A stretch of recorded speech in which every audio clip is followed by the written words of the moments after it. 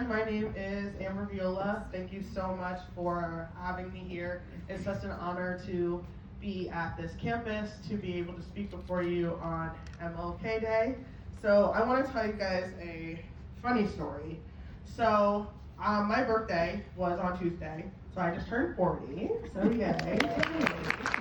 So me and MLK have always shared something in common. I like to have off for my birthday, and it's always been a wonderful time of year for me. When I was younger, I used to go on ski trips over this holiday and stuff, and when I get older, I remember I was at a college, a Christian college, and I selfishly just wanted to go home for the weekend.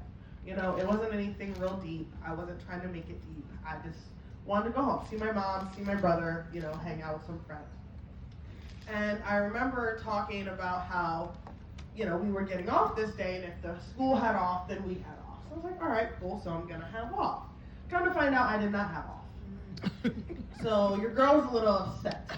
And I have an inner advocacy that likes to come out. You know, sometimes it only came out for selfish reasons like this one.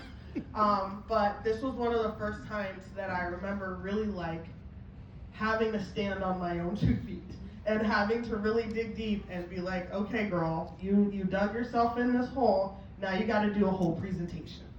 Okay, so when I was sitting in that office, that's exactly what I was thinking. Because it's almost like an aerobics day for people to go out and try to help people with nonprofit. But a lot of times you start projects you don't complete, start projects that are way too big for the nonprofits to finish without your help. Go in there and it overwhelms nonprofits on service days, sometimes over Black History Month. But what are you doing the rest of the time?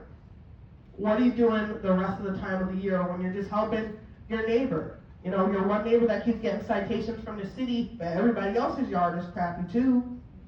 You know, what are you doing to help out those people? What are we doing to help out the people in our community? How are we diversifying what we need? Today they talked to me about trying to diversify their board. The first thing is recognition, knowing that you have a problem. A lot of places around here don't think they have a problem. They don't notice. I walk into so many rooms and it's me. Just me. And I'm like, guys, I know we live in Scranton.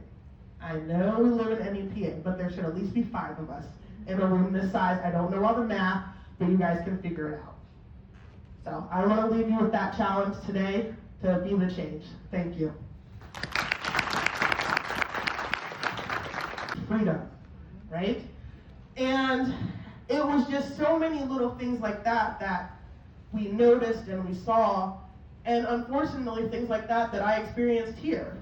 The reason that I got out the Navy and didn't go back to the University of Scranton was because of the racism that I faced while I was there.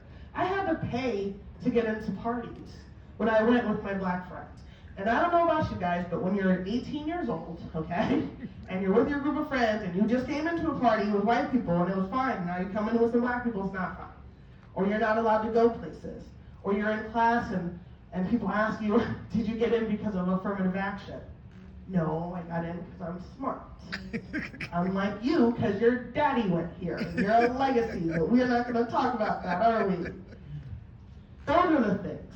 You know, being at Marywood and having to talk about racism in the military and getting treated like a pariah and getting told that you had stolen valor. Not because, I don't know, but because you decided to criticize an institution. Why did you want to criticize it? Because I want it to be better. So I think it could be better because I know that it could be better. In my heart, I know it could be better because it is great. The Navy is a great institution.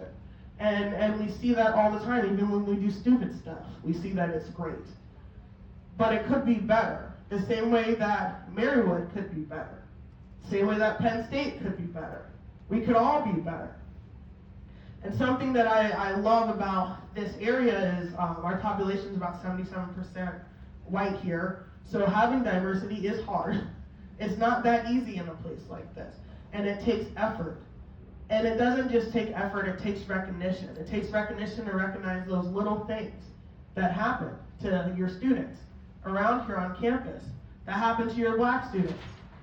I was in the Navy before I went to Marywood, so of course afterwards I got, deemed the person who was gonna speak for every black person on campus. There's only like 7, so it wasn't a lot, so I didn't have to do a lot.